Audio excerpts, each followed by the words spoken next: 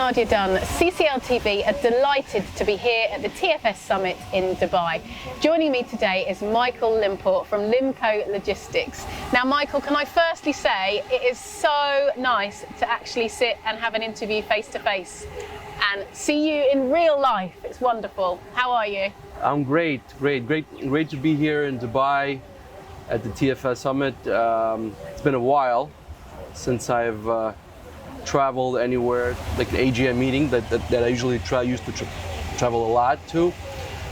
It's been really some time and I'm really glad to be here. Yeah, it's so nice to see people and feel like we're getting back together and things are getting back to normal. Yes, definitely interacting with people, meeting new people, learning more about how they are getting over the COVID situation, how things are getting back on track, and just hoping for the best, everyone to be healthy. Firstly, I want you to tell us the audience who you are, your background, what you do at Limco Logistics.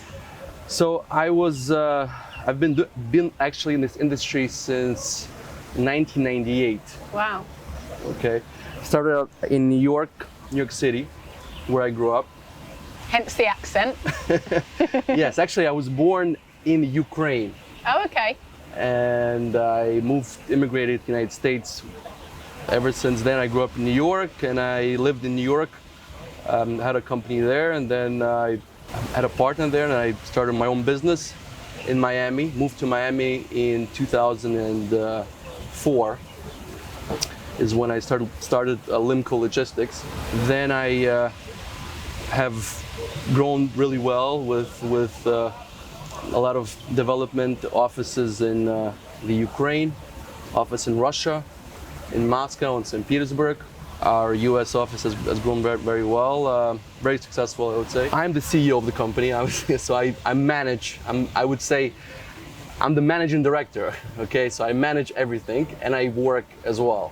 So I do the operations, I do some of the commercial side of the business.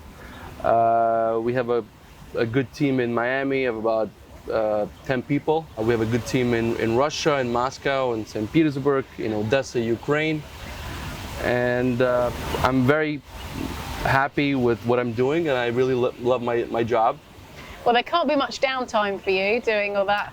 Definitely, there's really no downtime at all. Yeah. Because there's always traveling, there's always meeting new people, trying to get new business, meeting with new agents, new customers, and it's always about business development. Of course. And is this your first trip since COVID? You said you do a lot of traveling. For logistics, business development, like a AGM meeting, yes, yeah. It's my first trip. How did you find lockdown and getting back to normality? Do you feel like we're there yet? I feel like we're still climbing up. We're not there yet. No. We're still getting there, but it will take some time. Yeah.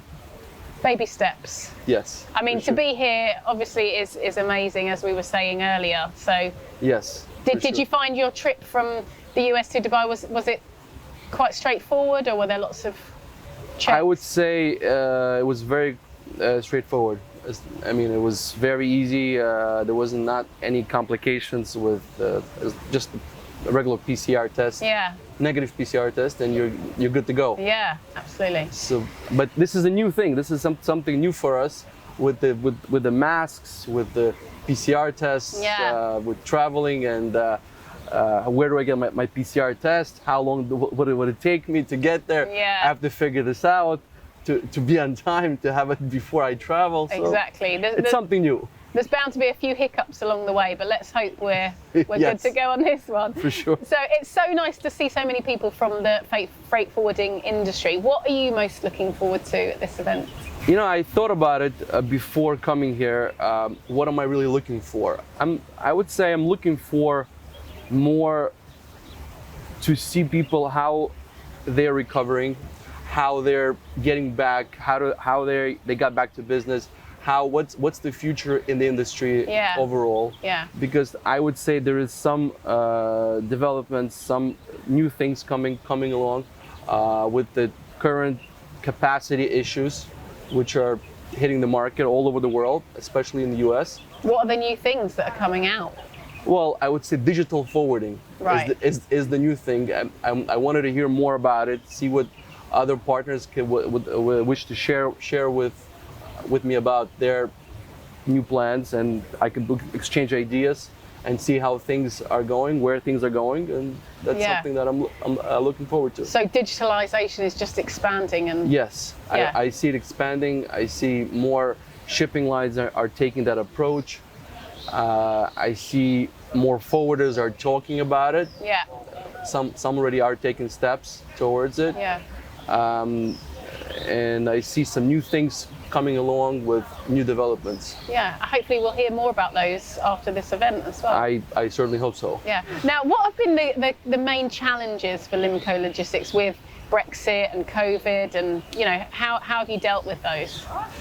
Well, the main challenges lately has been capacity issues. Capacity issues, labor shortages. I would say that's a big problem right now in the U.S. overall.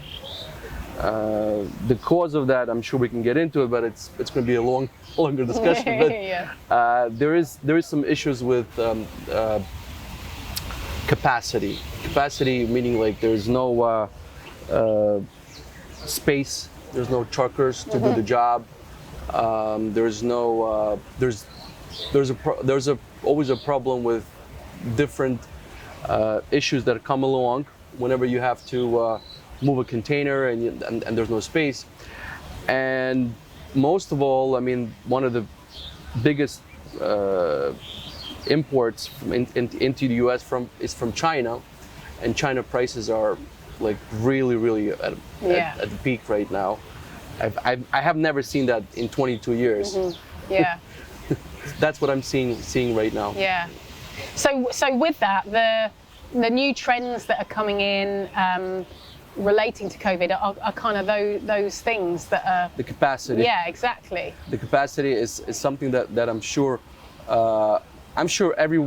many people at this conference will discuss. Yeah. Well, it's affecting the world. It's a global issue, isn't it? It's a global issue right now. It's all over. Yeah. I mean, when you're looking at, for example, give you an example, from China to the U.S., a 40-foot container today is $22,000 to $25,000. Wow. Used to be, let's say, $3,000 to $5,000. So you could imagine the increase. That is absolutely crazy. And with that, you still have to find some space. Yeah, yeah. There's been a time when during the lockdown, obviously, I mean, we kind of have an idea why this is happening. Yeah. But there was a time during the lockdown, a lot of factories, a lot of container manufacturers were not working. A lot of container ships were removed from the fleet. Things are just going like very well for the shipping lines. Yeah. The shipping lines are everyone's making money, for sure. Yeah. We want to work for them. Yeah. Yeah. Okay. Well, hopefully that's an issue that's going to be resolved, and I'm sure there's going to be a lot of chat about that, as you said, during the conference. So, yeah, we can have another think about that at the end. And another question: what are your thoughts about CCL TV being here with other freight forwarders? Well, as much as I've heard about it for just briefly, I think it's a wonderful idea. I think it's something new, something innovative, and I really hope that it will work out for everyone, and you guys will be a big success. Yeah, well, fingers crossed. And yeah, remember I said that you've got to come to us with any breaking news, any collaborations, let us know and we can announce it for you. Sure. Thank you so much for joining us, Michael. Really lovely to meet you. Thank you very much. Thank you.